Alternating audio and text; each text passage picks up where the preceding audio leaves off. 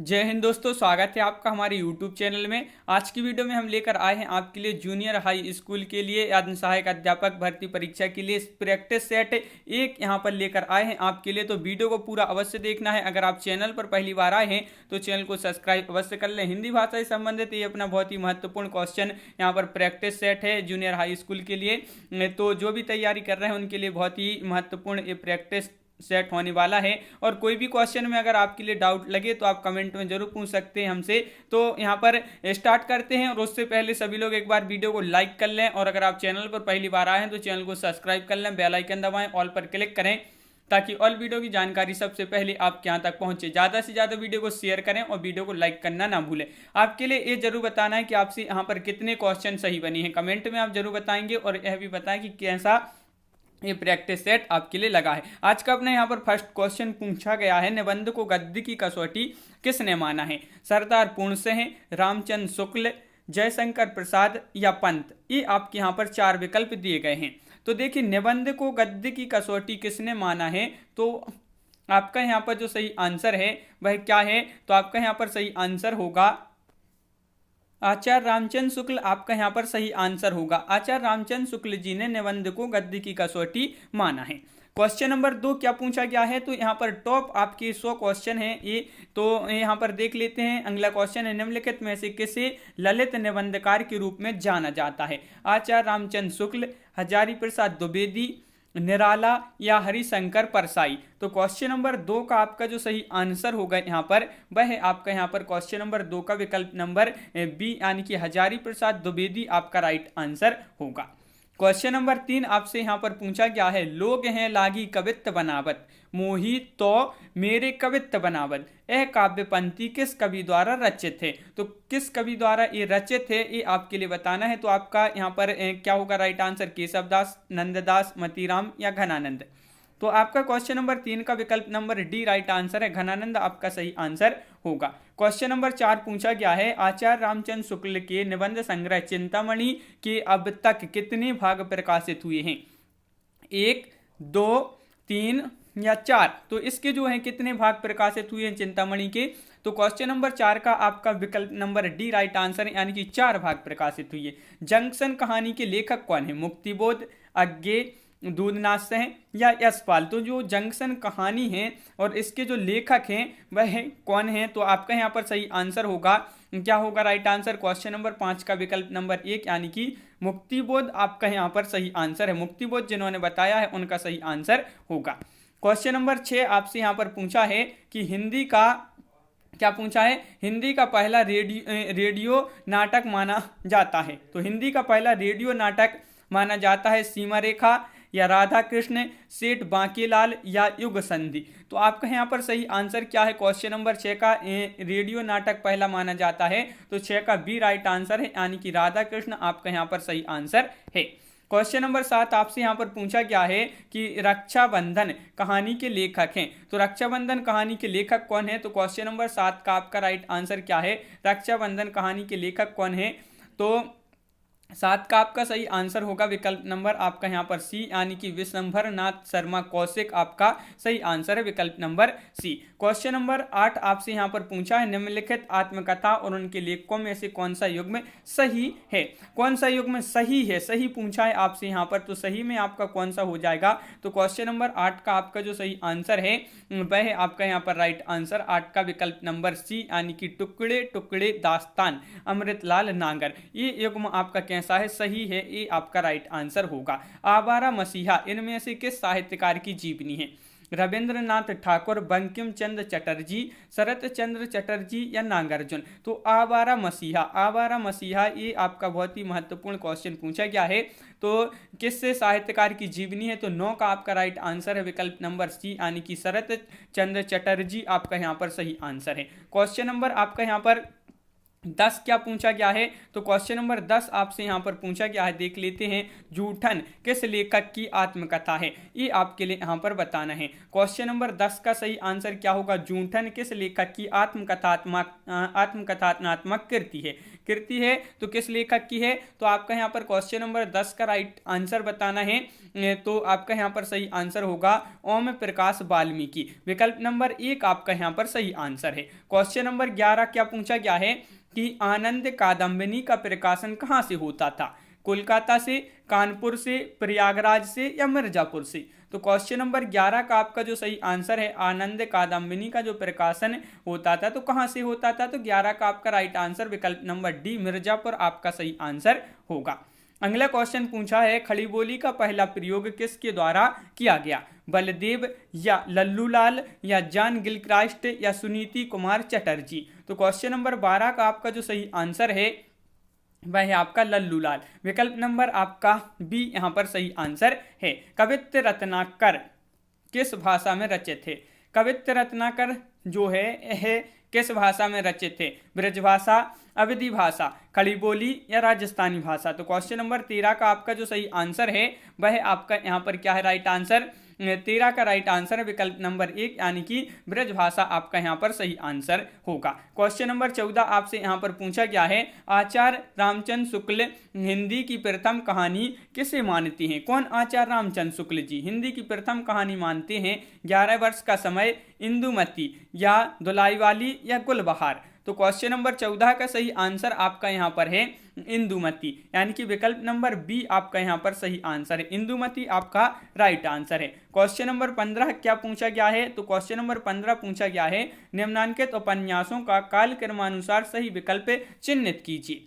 तो यहाँ पर कालक्रमानुसार यहाँ पर आपके लिए चिन्हित करना है, प्रेमाश्रम, कर्मभूमि, गोदान, गबन, या गबन, गोदान, प्रेमाश्रम या कर्मभूमि, प्रेमाश्रम, गबन, कर्मभूमि, गोदान, या कर्मभूमि, प्रेमाश्रम, गबन या गोदान। इस प्रकार आपके ये 4 विकल्प दिए गए हैं। तो क्वेश्चन नंबर 15 का राइट आंसर विकल्प नंबर सी आपका यहाँ पर सही आंसर है, प्रेमाश्रम, गबन, कर्मभूमि और गोदान, ये आपका यहाँ पर सही आंसर होगा।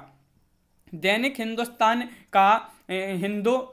का जो प्रकाशन होता था ये कहाँ से होता था, दैनिक हिंदुस्तान का प्रकाशन मालवीय जी के संपादन में होता था। तो कहाँ से होता था, इलाहाबाद से, वाराणसी से, प्रतापगढ़ से या पटना से। तो क्वेश्चन नंबर 16 का सही आंसर आपका यहाँ पर प्रतापगढ़, विकल्प नंबर सी आपका राइट आंसर यहाँ पर है। क्वेश्चन नंबर 17 आपसे पूछा, निम्नलिखित में से एक तथ्य गलत है, वह कौन सा है। तो कर्मवीर पत्र के संपादक माखनलाल चतुर्वेदी थे, आजकल दिल्ली से प्रकाशित होने वाली पत्रिका है, और दिनमान की प्रथम संपादक रघुवीर सहाय थे, पहल पत्रिका जबलपुर से प्रकाशित होती है। ये कथन असत्य है, यानी कि गलत कथन है, वह कौन सा है, तो 17 का विकल्प नंबर सी, दिनमान के प्रथम संपादक रघुवीर सहाय थे, ये कथन आपका गलत है। क्वेश्चन नंबर 18 क्या पूछा गया है, तो देखिए, लोकनायक वही हो सकता है जो समन्वय करने का अपार धैर्य लेकर आया हो, उनका सारा काव्य समन्वय की विराट चेष्टा है, तुलसीदास जी के संबंध में यह कथन किसका है। ये कथन आपका महत्वपूर्ण है और ये कथन जो है किसका है ये बताना है। तो क्वेश्चन नंबर 18 का राइट आंसर विकल्प नंबर सी होगा, हजारी प्रसाद द्विवेदी आपका यहाँ पर सही आंसर है।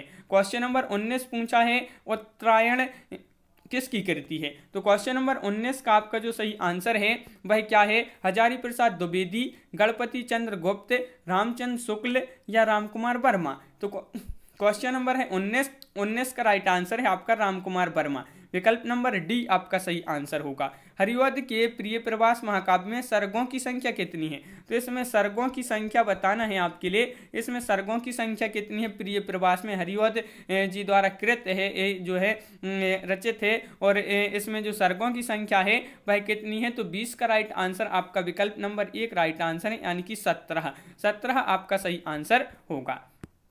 क्वेश्चन नंबर 21 पूछा, निराला की कविता राम की शक्ति पूजा पर किस रचना का सर्वाधिक प्रभाव है। तो वह कौन सी रचना है जिसका इस पर सर्वाधिक प्रभाव है, वाल्मीकि रामायण का या कृत्तिवास रामायण का या रामचरितमानस का या विष्णु पुराण का। तो क्वेश्चन नंबर 21 का राइट आंसर आपका होगा कृत्तिवास रामायण, आपका विकल्प नंबर बी राइट आंसर है। समीक्षात्मक कृति आलोचना का पक्ष के लेखक कौन है? आलोचना का पक्ष ये समीक्षात्मक कृति है और इसके जो लेखक हैं रमेश कुंतल मेघ हैं या धर्मवीर भारती हैं या रमेश चंद्र शाह हैं या नंद किशोर आचार्य हैं। तो आपका यहाँ पर 22 का राइट आंसर विकल्प नंबर सी यानी कि रमेश चंद्र शाह आपका सही आंसर होगा। क्वेश्चन नंबर 23 आपसे यहाँ पर पूछा गया है कि हिंदी साहित्य का आधा इतिहास निम्नलिखित में से किसके द्वारा लिखा गया है? तो 23 का आपका जो सही आंसर है इंद्रनाथ मदान या सुमन राजे या श्याम सुंदर दास या ममता कालिया। तो हिंदी साहित्य का आधा इतिहास निम्न में से किसके द्वारा लिखा गया है? 23 का राइट आंसर विकल्प नंबर बी राइट आंसर है सुमन राजे, डॉक्टर सुमन राजे बी आपका सही आंसर होगा। अगला क्वेश्चन क्या पूछा है? माधव हमें परिणाम निराशा, माधव यहाँ पर माधव हमें परिणाम निराशा यह काव्य पंक्ति किस कवि की है? सुंदरदास, विद्यापति, सूरदास या रसखान। तो क्वेश्चन नंबर 24 का आपका जो सही आंसर है वह आपका यहाँ पर 24 का विकल्प नंबर बी यानी कि विद्यापति आपका यहाँ पर सही आंसर है। अगला क्वेश्चन है ऋतु वर्णन तो इनके जैसा और किसी श्रृंगारी कवि ने नहीं किया है। आचार्य रामचंद्र शुक्ल जी का यह कथन किस कवि के लिए है? तो ये क्वेश्चन आपका महत्वपूर्ण है। ये कथन किसका? सबसे पहले तो ये याद रखना है ये कथन आपका रामचंद्र शुक्ल जी का है। ये कथन किसके लिए है? तो बिहारी के लिए, सेनापति के लिए, घनानंद या पद्माकर। तो आपका सही आंसर होगा 25 का विकल्प नंबर आपका यहाँ पर सी राइट आंसर है सेनापति। अगला क्वेश्चन क्या है देखिए, भूली कहत नव रस सुकवि सकल मूल श्रृंगार यह उक्ति किस आचार्य की है? ये उक्ति बताना है किसकी है? देव, चिंतामणि त्रिपाठी या सोमनाथ या कुलपति मिश्र। तो क्वेश्चन नंबर 26 का सही आंसर आपका विकल्प नंबर यहाँ पर एक राइट आंसर है, देव की ये उक्ति है। क्वेश्चन नंबर 27 पूछा गया है निम्नलिखित में से कौन सा उपन्यास कमलेश्वर का नहीं है? देखिए नहीं पूछा है आपसे तो नहीं में आपका 27 का सही आंसर होगा। नहीं में विकल्प नंबर सी यानी कि चौपट आपका सही आंसर है, विकल्प नंबर सी राइट आंसर है। क्वेश्चन नंबर 28 आपसे यहाँ पर पूछा है नई कविता परंपरा का तिरस्कार है और नई कहानी परंपरा का विस्तार। ये कथन किसका है? ये कथन आपके लिए बताना है, महत्वपूर्ण कथन पूछा है आपसे यहाँ पर। और ये जो कथन है 28 का विकल्प नंबर बी राजेंद्र यादव आपका यहाँ पर सही आंसर होगा। राजेंद्र यादव आपका राइट आंसर है। अगला क्वेश्चन क्या पूछा है? तो देखिए तुलसी गंग दो भये सुकबिन के सरदार उक्ति के रचनाकार कौन है? भिखारी दास हैं, केशव दास हैं, रहीम हैं या गंग कवि हैं। तो 29 का आपका जो सही आंसर है 29 का राइट आंसर आपका विकल्प नंबर एक राइट आंसर है भिखारी दास। भिखारी दास आपका यहाँ पर सही आंसर होगा। अगला क्वेश्चन है जमुन जल तुम काव्य की रचनाकार कौन है? ये काव्य की रचनाकार आपके लिए बताना है भवानी प्रसाद मिश्र, धूमिल या शिवमंगल सिंह या केदारनाथ अग्रवाल। तो क्वेश्चन नंबर 30 का सही आंसर आपका यहाँ पर जो होगा वह क्या होगा? राइट आंसर 30 का केदारनाथ अग्रवाल, विकल्प नंबर डी आपका यहाँ पर सही आंसर है। क्वेश्चन नंबर 31 पूछा है हिंदी व्याकरण ग्रंथ शब्दानुशासन के रचनाकार कौन है? शब्दानुशासन के रचनाकार आपके लिए यहाँ पर बताना है हेमचंद्र हैं, पाणिनि हैं या किशोरीदास वाजपेयी हैं या पतंजलि हैं। क्वेश्चन नंबर 31 का आंसर बताना है शब्दानुशासन ग्रंथ के जो रचनाकार हैं वह कौन है? तो आपका राइट आंसर है हेमचंद्र, विकल्प नंबर एक आपका यहाँ पर सही आंसर है। क्वेश्चन नंबर आपका यहाँ पर 32वां क्वेश्चन पूछा है पुरानी हिंदी ग्रंथ के लेखक कौन है? इस ग्रंथ के लेखक बताने हैं आपके लिए रामचंद्र शुक्ल, विश्वनाथ प्रसाद मिश्र, चंद्रधर शर्मा गुलेरी या श्याम सुंदर दास। तो 32 का राइट आंसर है आपका विकल्प नंबर बी यानी कि चंद्रधर शर्मा गुलेरी आपका यहाँ पर सही आंसर है। क्वेश्चन नंबर 33 पूछा है निम्नलिखित उपन्यासों में श्रीलाल शुक्ल का कौन सा उपन्यास है? तो एक चिथड़ा सुख या तीसरा आदमी या उखड़े हुए लोग या सीमाएं टूटती हैं। तो क्वेश्चन नंबर 33 का आपका जो सही आंसर है 33 का सही आंसर विकल्प नंबर डी यानी कि सीमाएं टूटती हैं। क्वेश्चन नंबर 34 आपसे यहाँ पर पूछा है मुंशी धनपत राय को प्रेमचंद नाम से सुशोभित करने वाले व्यक्ति का नाम बताना है। तो मुंशी दया नारायण हैं या मुंशी अजय लाल हैं या मुंशी देव नारायण हैं या इनमें से कोई नहीं है। तो आपका यहाँ पर सही आंसर है मुंशी धनपत राय को प्रेमचंद नाम से सुशोभित करने वाले व्यक्ति का नाम जो है 34 का विकल्प नंबर 1 यानी कि मुंशी दयानारायण आपका सही आंसर होगा। अगला क्वेश्चन है माधवानल कामकंदला काव्य के रचयिता कौन है? आलम हैं, ठाकुर हैं, बोधा हैं या गंग हैं? तो क्वेश्चन नंबर 35 का सही आंसर आपका यहाँ पर जो राइट आंसर है वह विकल्प नंबर आपका यहाँ पर एक राइट आंसर है आलम। अगला क्वेश्चन क्या है? स्वयंभू की कृति का नाम है। स्वयंभू की कृति का पद्म पुराण नाम है या महापुराण या पाहुड़ दोहा या पयुमचर्यू? तो क्वेश्चन नंबर 36 का सही आंसर है आपका स्वयंभू की कृति का नाम क्या है? तो 36 का डी राइट आंसर है पयुमचर्यू। पयुमचर्यू आपका सही आंसर है। सिद्ध साहित्य किसकी रचना है? क्वेश्चन नंबर 37 का राइट आंसर बताइए। सिद्ध साहित्य राहुल सांकृत्यायन की रचना है, धर्मवीर भारती, हजारी प्रसाद द्विवेदी या नागेंद्र नाथ उपाध्याय?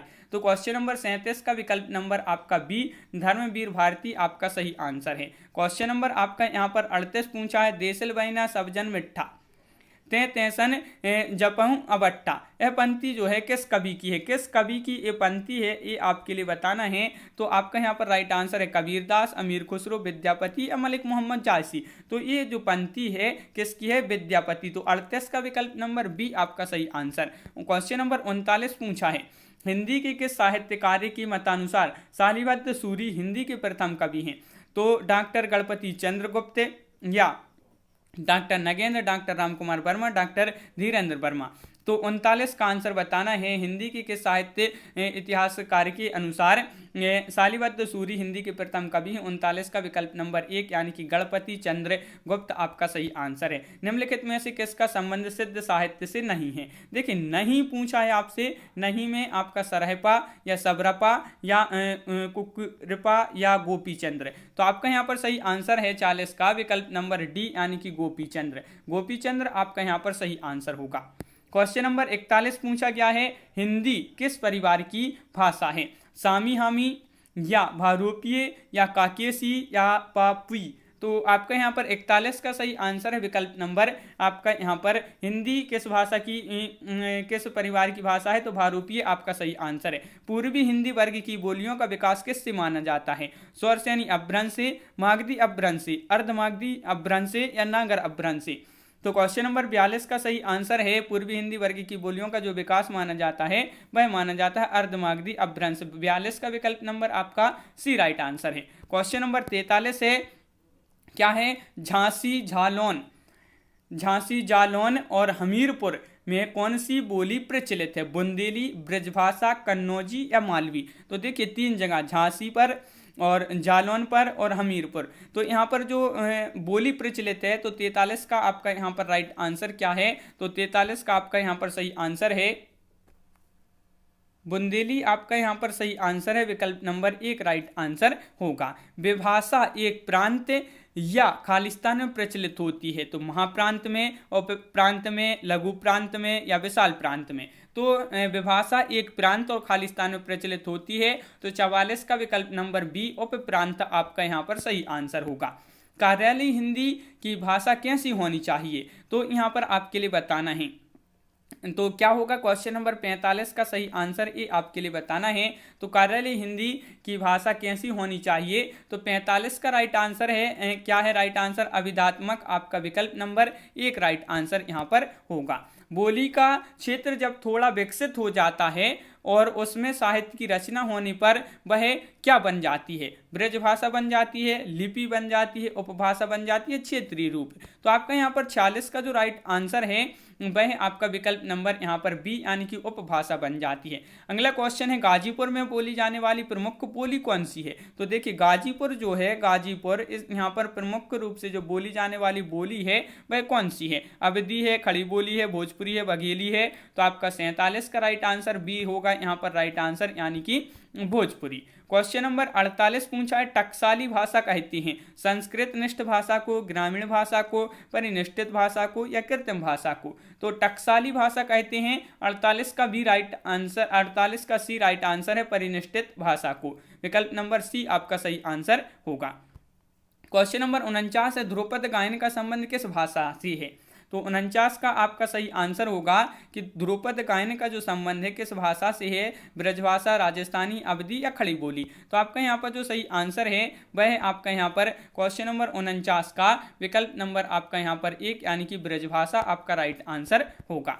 क्वेश्चन नंबर 50 आपसे पूछा है क्या है, बिहारी हिंदी की बोली का नाम है। तो बिहारी हिंदी की बोली का नाम है मगही, छत्तीसगढ़ी, बघेली या बुंदेली। तो आपका यहाँ पर 50 का जो सही आंसर है बिहारी हिंदी की बोली का नाम क्या है, 50 का विकल्प नंबर 1 मगही आपका यहाँ पर सही आंसर होगा। क्वेश्चन नंबर यहाँ पर 51 पूछा गया है, अष्टचाप की स्थापना किसने की थी, विट्ठलनाथ ने या वल्लभाचार्य ने, सूरदास ने या रामानंद ने। तो 51 का आपका जो सही आंसर है वह है आपका विकल्प नंबर 1 यानी कि विट्ठलनाथ। विट्ठलनाथ आपका यहाँ पर सही आंसर है विकल्प नंबर 1। क्वेश्चन नंबर आपका यहाँ पर 52 पूछा है, सखी संप्रदाय के संस्थापक हैं तो कौन है, हित हरिवंश, वल्लभाचार्य, स्वामी हरिदास या मध्वाचार्य। तो आपका 52 का जो राइट आंसर है वह है आपका यहाँ पर 52 का विकल्प नंबर आपका क्या होगा राइट आंसर, तो सी राइट आंसर है स्वामी हरिदास। हित सखी संप्रदाय के संस्थापक स्वामी हरिदास आपका सही आंसर होगा। क्वेश्चन नंबर 53 पूछा है, गोस्वामी तुलसीदास की अंतिम रचना कौन सी है। तुलसीदास जी की अंतिम रचना बताना है यहाँ पर। तो आपका यहाँ पर 53 का जो राइट आंसर है विनय पत्रिका, कवितावली, दोहावली या हनुमान वाहुक। तो आपका यहाँ पर सही आंसर है 53 का विकल्प नंबर डी यानी कि हनुमान वाहुक आपका सही आंसर है। वीडियो को सभी लोग एक बार लाइक अवश्य कर लें, जिन्होंने अभी तक वीडियो को लाइक नहीं किया है तो एक बार सभी लोग जल्दी से वीडियो को लाइक अवश्य कर लें। क्वेश्चन नंबर अपना 54 पूछा है, मृगावती किसकी रचना है, उस्मान की है, मंझन, कुतुबन या जायसी। तो क्वेश्चन नंबर 54 का आपका जो सही आंसर है वह है आपका यहाँ पर 54 का विकल्प नंबर आपका बी यानी कि कुतुबन आपका सही आंसर है। क्वेश्चन नंबर आपका 55 पूछा गया है, निम्नलिखित में से कौन रीति मुक्त कवि नहीं है। रीति मुक्त कवि नहीं है ये आपके लिए यहाँ पर बताना है। तो रीति मुक्त बोधा, पद्माकर, ठाकुर या आलम। तो ये आपके यहाँ पर 4 विकल्प दिए गए हैं। क्वेश्चन नंबर 55 का सही आंसर बताना है तो पद्माकर आपका विकल्प नंबर सी राइट आंसर होगा, रीति मुक्त कवि नहीं है। अगला क्वेश्चन है, निम्न में दीर्घ स्वर कौन सा नहीं है। देखिए आपसे यहाँ पर दीर्घ स्वर नहीं पूछा है कि नहीं कौन सा नहीं है। तो देखिए यहाँ पर बड़ा आ, बड़ा ई या बड़ा ऊ, ये तो आपके क्या हैं, ये आपके पूरे दीर्घ स्वर हैं। नहीं में आपका छोटा ऊ आपका जो है यहाँ पर सही आंसर, ये दीर्घ स्वर नहीं है। हिंदी में कितने वचन होते हैं। क्वेश्चन नंबर आपका 57 पूछा गया है। 57 का सही आंसर बताना है 2, 4, 3, 5। तो आपका यहाँ पर हिंदी में बताना हिंदी में कितने वचन होते हैं। तो 57 का विकल्प नंबर आपका 1 राइट आंसर है, 2 वचन होते हैं। कितने वचन होते हैं, 2 वचन होते हैं। क्वेश्चन नंबर आपका यहाँ पर 58 पूछा है, हिंदी साहित्य का इतिहास सर्वप्रथम किस भाषा में लिखा गया। ये क्वेश्चन बहुत ही महत्वपूर्ण है और सरल क्वेश्चन भी है। तो बताइए अंग्रेजी या हिंदी, फ्रेंच या जर्मन। तो आपका यहाँ पर सही आंसर है कि हिंदी साहित्य का इतिहास सर्वप्रथम जो लिखा गया था वह फ्रेंच भाषा में लिखा गया था, यानी कि 58 का विकल्प नंबर सी आपका यहाँ पर सही आंसर होगा। अगला क्वेश्चन क्या पूछा गया है तो देखिए, पंडव साल सत्य बखायड़ देही बुद्ध वसंत न जायड़, इस काव्य पंथी के रचनाकार कौन है। सरहपा है या कंडपा है, सबरिपा है या नागार्जुन है। तो 59 का आपका जो सही आंसर है विकल्प नंबर 1 सरहपा आपका यहाँ पर सही आंसर होगा। उत्पत्ति के आधार पर शब्द की कितनी भेद होती हैं, 3, 5, 4 या 7। क्वेश्चन नंबर 60 का सही आंसर बताना है, उत्पत्ति के आधार पर जो शब्द के भेद होते हैं वह कितने होते हैं। तो 60 का आपका विकल्प नंबर बी राइट आंसर है, 4 भेद होते हैं। 4 भेद आपका विकल्प नंबर बी राइट आंसर है। क्वेश्चन नंबर 61 आपसे पूछा गया है, यहाँ पर क्या पूछा गया है तो देख लेते हैं कि निम्नलिखित शब्दों में वर्तनी की दृष्टि से कौन सा शब्द अशुद्ध है। अशुद्ध शब्द बताना है। देखिए अशुद्ध शब्द में आपका 61 का सही आंसर क्या होगा, अशुद्ध शब्द बताना है आपके लिए कौन सा है अशुद्ध शब्द। तो आपका विकल्प नंबर बी निरापराध आपका सही आंसर होगा। विकल्प नंबर बी आपका यहाँ पर राइट आंसर है। क्वेश्चन नंबर आपका यहाँ पर 62 पूछा गया है। क्या पूछा गया है कि मैथिली हिंदी में रचित गद्य की पहली पुस्तक है। मैथिली हिंदी में रचित गद्य की पहली पुस्तक है उक्ति व्यक्ति प्रकरण, राउलवेल, वर्ण रत्नाकर या बसंत विलास। तो क्वेश्चन नंबर 62 का आपका जो सही आंसर है वह आपका विकल्प नंबर बी यानी कि वर्ण रत्नाकर। वर्ण रत्नाकर आपका सही आंसर है। निम्न में से संज्ञा शब्द है तो कौन सा है, आप है, आकाश, चलना या लंबा। तो क्वेश्चन नंबर 63 का आंसर बताना है। तो संज्ञा शब्द कौन सा है? 63 का आपका विकल्प नंबर सी आकाश आपका सही आंसर होगा। आकाश राइट आंसर है, बिल्कुल सही। समास के पदों को अलग करने को क्या कहा जाता है? बहुत ही सरल क्वेश्चन है। समास के पदों को अलग करने के लिए करने को क्या कहा जाता है? विच्छेद कहा जाता है, बदलाव, विग्रह या विभक्ति। तो आपका सही आंसर होगा 64 का विकल्प नंबर सी यानी कि विग्रह। समास का पदों को अलग करने विग्रह कहलाता है, तो विकल्प नंबर सी राइट आंसर है। प्रत्यंग किस समास का उदाहरण है? तो ये आपके लिए क्वेश्चन नंबर 65 दिया गया है। 4 विकल्प भी आपके यहाँ पर दिए गए हैं, 65 का आंसर बताना है। तो प्रत्यंग किस समास का उदाहरण है? 65 का राइट आंसर है विकल्प नंबर 1 अव्ययी भाव समास आपका सही आंसर है। क्वेश्चन नंबर 66 क्या दिया गया है? साहित्य में रस का अर्थ होता है साहित्य की मिठास, किसी रस का आनंद, किसी फल का स्वाद, साहित्य से मिलने वाली आनंदानुभूति। तो साहित्य में रस का अर्थ क्या होता है? ये रस का अर्थ बताने हैं आपके लिए। इसका अर्थ क्या होता है? 66 का आपका डी राइट आंसर है, साहित्य से मिलने वाली आनंदानुभूति। अगला क्वेश्चन है, काव्य की शोभा बढ़ाने वाले धर्मों को अलंकार कहते हैं। इस उक्ति में प्रयुक्त धर्म पद, धर्म शब्द का क्या अर्थ है? धर्म ये शब्द आपका दिया गया है यहाँ पर, ये शब्द धर्म, इसका अर्थ क्या है ये आपके लिए बताना है। मजहब, गुण, सत्कर्म या कर्तव्य। तो क्वेश्चन नंबर 67 का आपका विकल्प नंबर बी राइट आंसर है, गुण आपका राइट आंसर होगा। क्वेश्चन नंबर 68 पूछा है, इनमें से कौन संधि का गुण है? संधि निरर्थक अक्षरों को मिलाकर सार्थक शब्द बनाती है। संधि में समास होता है। संधि का अर्थ है अलगाव। संधि दो पदों का योग होता है, इनमें से कोई नहीं। तो ये आपके 5 विकल्प दिए गए हैं। क्वेश्चन नंबर 68 का सही आंसर बताना है।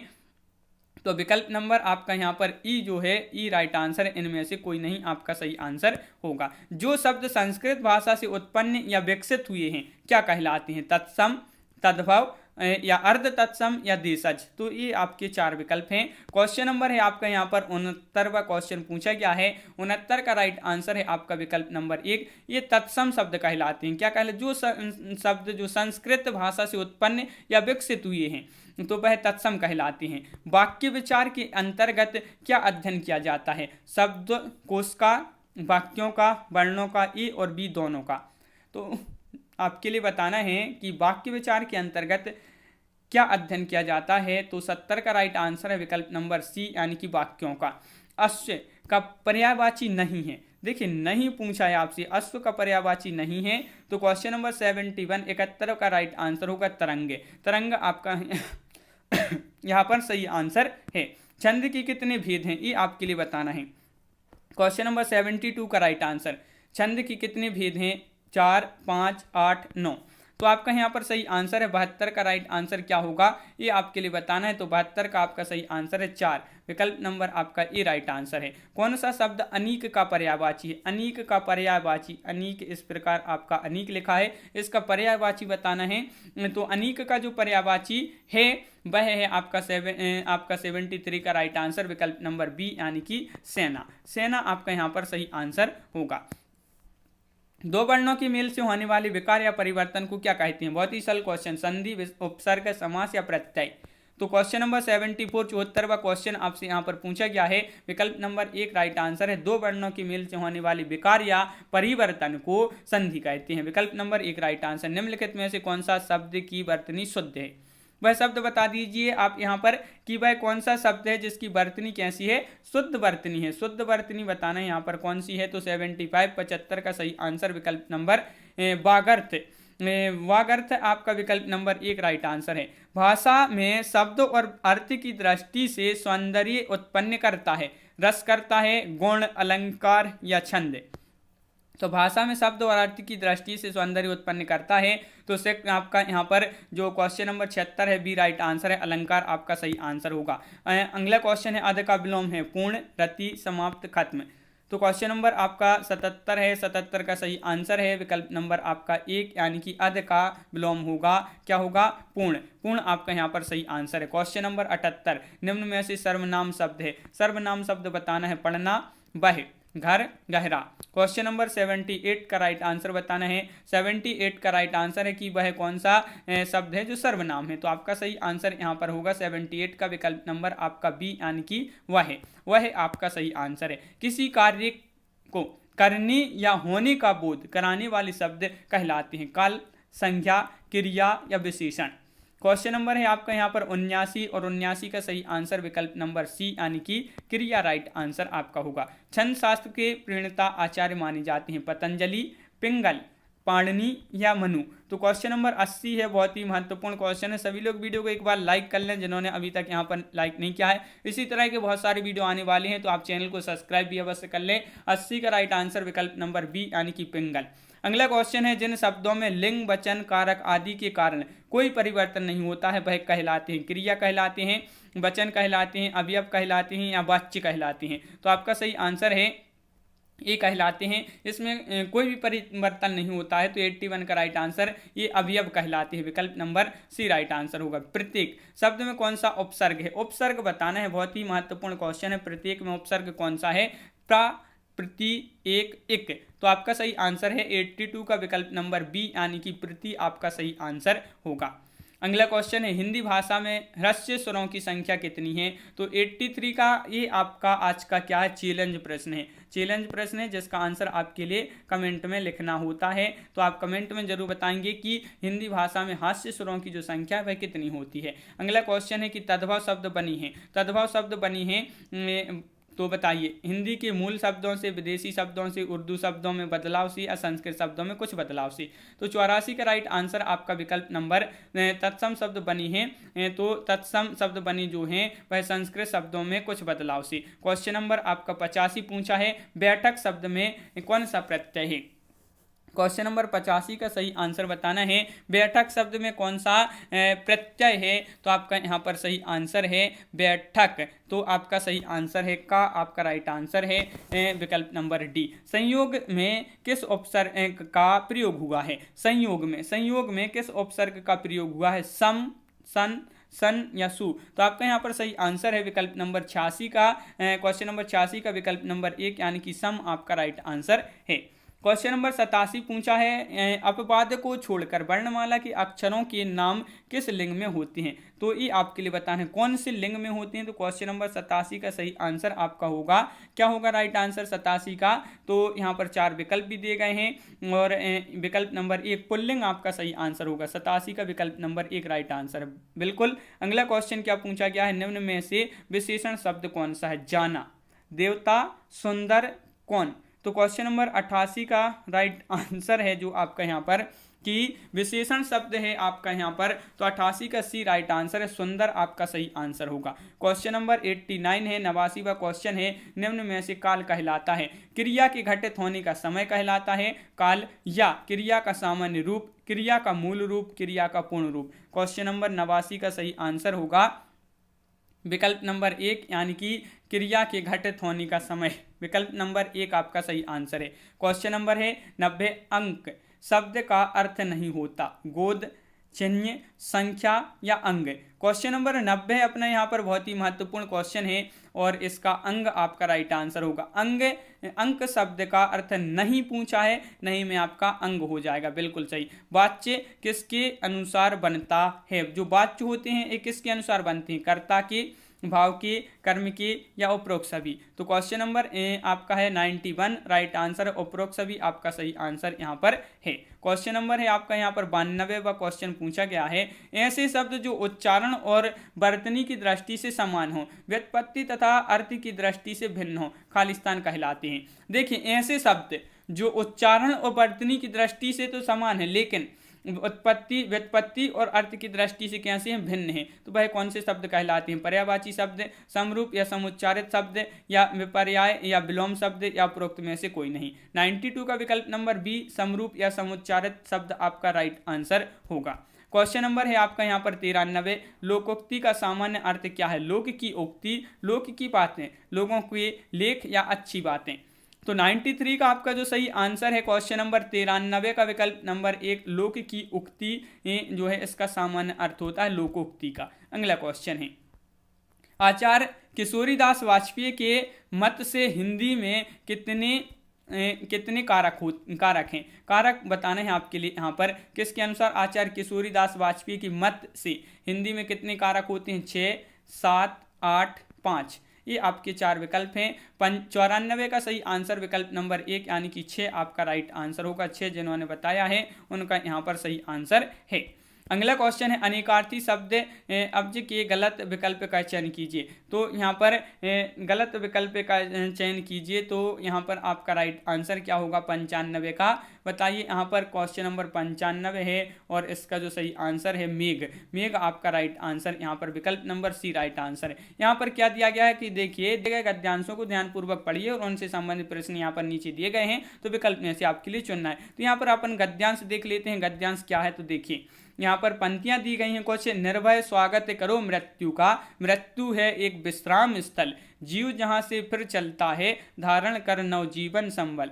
मृत्यु एक सरिता है जिसमें श्रम से कातर जीव नहाकर, यहाँ पर फिर आगे दिया है क्या है, फिर नूतन धारण करता है काया रूपी वस्त्र बहाकर। सच्चा प्रेम वही करता है, सच्चा प्रेम वही है जिसकी तृप्ति आत्मबलि पर हो निर्भर। त्याग बिना निष्प्राण प्रेम है, करो प्रेम पर प्राण निछावर। ये आपकी यहाँ पर ये पंक्तियां दी गई हैं। अब देखिए इनसे संबंधित आपके यहाँ पर क्वेश्चन दिए गए हैं। क्या है आपके लिए पंक्ति में से जो है पंक्ति का अर्थ समझ कर यहाँ पर क्वेश्चन के आंसर देने होते हैं। तो यहाँ पर आपका इन पंक्तियों से संबंधित एक क्वेश्चन है कि कवि ने मृत्यु के प्रति निर्भय बने रहने के लिए क्यों कहा है।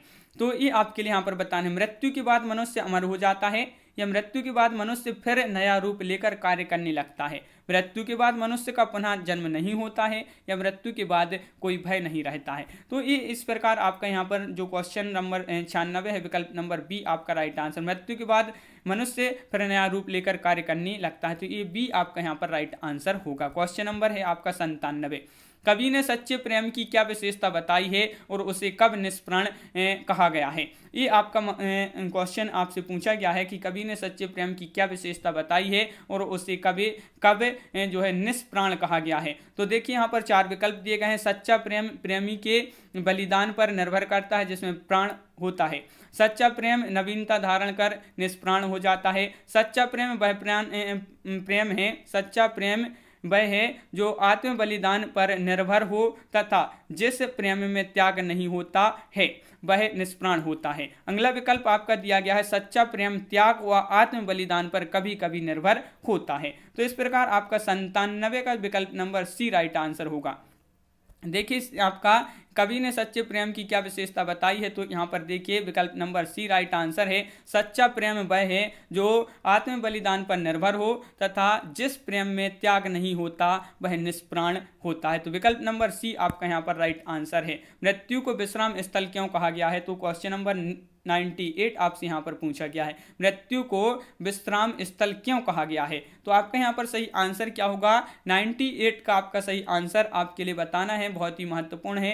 क्वेश्चन नंबर 98 4 विकल्प दिए गए हैं और आपका यहाँ पर विकल्प नंबर सी राइट आंसर। मृत्यु के बाद जीव पुनः ऊर्जा प्राप्त कर नए रूप में जीवन के साथ चलने लगता है। तो इस प्रकार ये जो है आपका विकल्प नंबर सी जो है राइट आंसर होगा। मृत्यु को विश्राम स्थल क्यों कहा गया है, तो विकल्प नंबर सी राइट आंसर है। अगला क्वेश्चन है क्वेश्चन नंबर 99। मृत्यु रूपी सरिता में नहाकर जीव में क्या परिवर्तन आता है।